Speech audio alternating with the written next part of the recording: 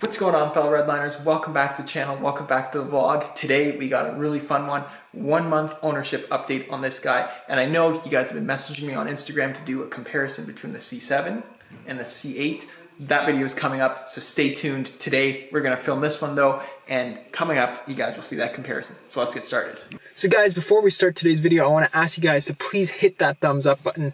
I'm coming out here making videos and I want to really grow the channel, and the only way to do that is for the algorithm to know that, you know, my subscribers are engaged, and by engaged you guys are commenting, hitting that like button, and YouTube will share it with more people so that more people find the channel and we can create more cool content. That being said, let's go for a cold start inside the car. You guys have seen many cold starts outside the car. You guys have never seen an inside the car one. So here we go. I'm just gonna flip the camera around. I'm gonna go like this. So what you do is you click that button right there. And there she is. Boom. Bada beam, bada boom. All right guys, we brought the car over to a little quiet, secluded area so that I can make this video. I just want to remind you guys, I know you guys have been asking on my Instagram. For those of you guys that are new, then don't follow me, the.redliner. If you want to go follow me, I'm more than happy to have you guys. You guys have asked me to do a comparison between this car and my C7, because you guys know that I've owned very many C7s, and I still own some. So that video is coming, I promise, but I want to do a 1 month ownership review today, so that's what we're going to get here and do. I'm just going to get right into it. I have 5 things that my 5 observations really from owning this car for a month that I want to share with you guys. I'm just going to hop right into it. Number 1, it has to be number 1. And the thing with that is the way that the car drives, the chassis, how the chassis is set up. If you want to compare just a little bit, I'll give you a sneak preview, C7 to C8. I think the C7 handled just a little smidge differently than this car does. This car is set up a little bit more for understeer, and that's pretty apparent from when you're pushing the car hard. When you're driving it around town, being very, very normal, not putting it under a lot of stress, not a lot of load, it drives just like a high-end luxury car would in terms of how it rides over bumps. The shocks, the magnetic shocks on the car are incredible. The chassis is very, very nice, but at the limit, I think this car has a tendency to understeer, and GM has actually noted that, and that's really because of the mid-engine differential. The other car, the C7, was very progressive, and it had a tendency to want to drift and oversteer, whereas this car has a tendency to want to understeer a little bit. And you can actually take that out, and GM's mentioned this, by changing the way that your camber and your toe setup is on the way the tires are. I want to plan to do that later on as soon as shops open up and quarantine is over, and I'll come back and give you guys my updated impressions on that, but it's just something that I want to talk about. In terms of the mid-engine layout, I think it advanced the car platform in so many different ways possible. The acceleration is immensely better than the C7 was. Like Stingray for Stingray, Lord can only imagine what the Z06, the Grand Sport are going to have. This thing, the fact that you have so much weight over the rear wheels allows you to accelerate at immense speeds and grab the ground at ways that the C7 generation couldn't. Now, moving on to number 2, it has to be the refinement. I kind of touched on this in number 1 just a little bit, but I want to mention the exterior refinement. Obviously, like, look at this car. I'm going to step away from the camera. Just take a look. Like, the way that the architecture and the engineering in this car, look at these hood lines. Everything is functional. You have your interior vents right there that feed the cabin air filter in here, cool some of the engine. There's some parts underneath that feed the engine as well. You have your side ducting here, the cooling for the engine bay, everything. There was no cost cutting involved when making this car, despite the fact that, they brought it out at such a low advertised price point. The other big thing, forget the exterior. The exterior looks phenomenal. The interior cabin refinement is something else. I have a lot of seat time in the Audi R8s, as I'm sure you guys know, and I think the interior is probably just as, if not a little bit more refined than the current model Audi R8. There are a lot of similarities with the Audi R8 as well. If you look at the infotainment cluster, for example, the way that the gauge cluster is illuminated, compare this gauge cluster to an Audi R8 gauge cluster. Go open a new tab on Google, look at the two, you guys will see what I'm talking about. They almost look identical.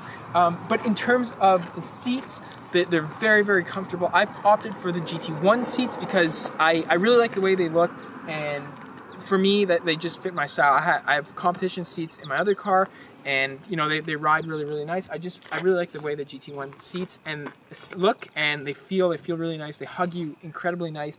And the audio system in this car, that's something that, you know, C7 kind of advanced the audio system. This thing takes it to a whole nother level. You know, if you have a 2LT or a 3LT, you get the Bose advanced audio system. And let me open the door and show you where they put some of the speakers in this car. That's gonna blow your mind. All right, so opening the door up here, obviously you have your Bose big system there. You got a couple of speakers in there. You got your speakers up top here, your floating speakers. You got the big speaker back there. But something you guys would definitely not know unless you went looking for it, you got some tweeters down here. That right there, that is actually an audio system piece, and that emits a certain type of low frequency sound that is able to not only be, because that kind of pushes down to the side area here, and because of the way it's set up, it actually produces bass sounds and frequencies which allow it to kind of go all the way all throughout the cabin. And let me just show you the interior refinement here. Like, the way that this set up, I know a lot of you guys weren't a huge fan of it. As soon as you get some seat time and you get to learn how the Corvette works, this piece right here with all your HVAC, all your controls there, they work incredibly well. The way that they've integrated the vents into this car, really, really well done. The double stack infotainment and gauge cluster setup, very, very well done. And you know, a lot of people have kind of complained about the stitching. Mine is just fine. Just wanted to come out there. I think the stitching adds a really, really nice touch. You get some nice stitching there, some nice stitching on the door. So in terms of, you know, feature set and the refinement, I think this cabin is incredible.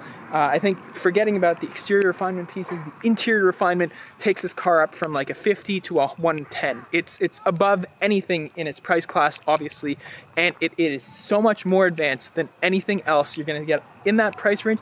But more specifically, it competes against exotics that are 4 times the price point. All right, so hopping right into number 3 has to be the attention this car gets. You guys know I own a GTR. I was attracted to the GTR, I'm not gonna lie. I was younger. It was kind of my, you know, I grew up with it. That was my dream car, and that's why I bought it. It was the records that it was setting in terms of 0 to 60, quarter mile times, and you know, that, in my opinion, has kind of been the onslaught for all these cars being set up the way they are. It kind of started the 0 to 60 horsepower war. It started the horsepower war, started the quarter mile war, and now with the mid-engine Corvette, this car is really the new GTR, and there's probably going to be Corvette fanboys created because of that. You guys know who the fanboys are. I've seen you guys in my GTR videos, but I love Corvettes from, you know, you guys have seen those videos. But I think this car, the attention that it gets, yes, there's not that many of them because of the factory being closed, but I'm sure as the factory production ramps up, there's still not going to be a crazy amount, and the head turns that you get with this car, every single person, bar none, as this car drives down the road, is either looking at it hard, like straight staring, or gives it a good glance and just sits in awe thinking, oh, they just saw a yellow Lamborghini or a yellow Ferrari roll down the road. No word of a lie. You know, I'm not kidding with you guys.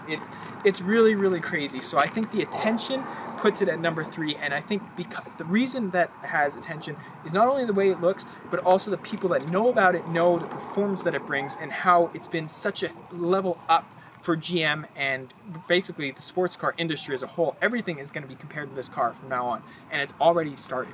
Okay, so moving right along to number 4, as you guys probably imagine, driving your sports car, one of the important things that come with driving a sports car is some of the creature comforts. I've already kind of talked about that in number 2, but storage space is also very important.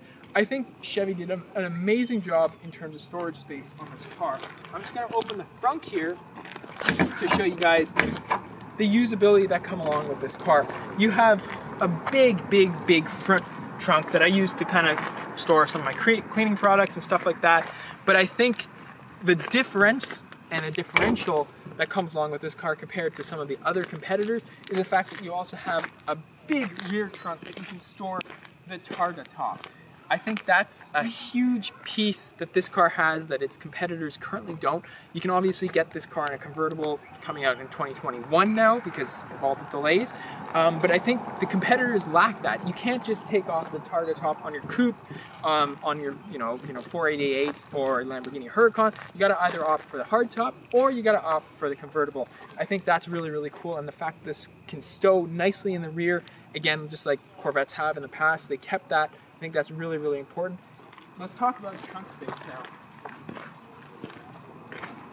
Not only do you have the front trunk area, but you have a sizable rear trunk here. So, I think that that's something really, really important. Basically, it's perfect for if you want to go on a 2-3 day road trip with your girlfriend, with your wife, whatever. You have more than enough storage here to even do a long, prolonged 5-day trip.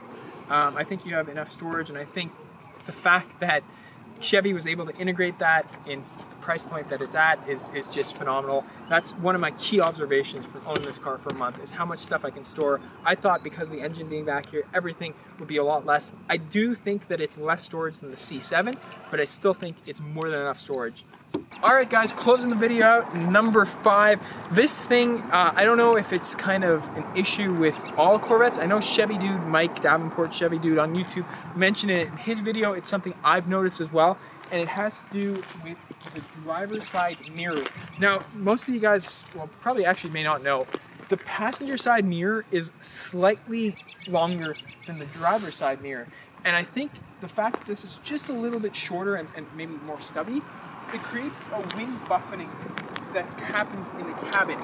When you pull the windows down, you hear this weird wind buffeting, and I've tried to put this on video before this so that I can include it in the video clip. It's just really hard to pick up that frequency of audio, I guess. But you guys just are gonna have to take my word. And even Mike said it too in his video. When you pull this window down, it creates this weird buffeting at between 35 miles to 45, let's say 35 to 50 miles an hour. You get that wind buffeting. As soon as you go a little bit higher or go a little bit lower, it's completely non-existent. So it's something very strange, and I'm not sure. Maybe it has to do with the way that the mirror is angled. I know when I'm driving, if I fold the mirrors, there's a lot more wind that gets directed into the cabin, but the buffeting is gone. So I think it just has to do with how long this mirror is. That side doesn't have it. Like, you can open the passenger side window and you don't get that buffeting noise, even as a passenger. As a driver, you get it even if you crack it a little bit or you drop the window completely. Just an observation that I made. It's not a huge deal. It's only between those speeds. It's not a typical speed that you're driving. You're either above that or you're below that, stuck in traffic. So it's not something intrusive at all. It's just something I observed, and I figured I'd include in my 1 month, I guess, review, or five things that I've observed over the 1 month that I've owned this car.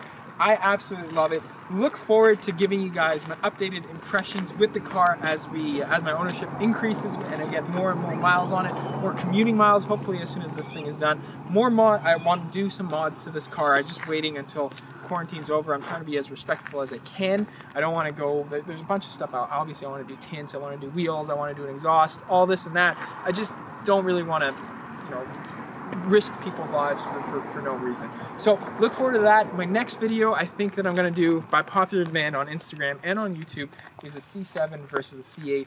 Look forward to that coming. Thank you guys so much for watching. Please hit that thumbs up if you guys enjoyed this video, learned something new, and subscribe if you guys are new. I look forward to seeing you guys next video. Cheers. Bye-bye.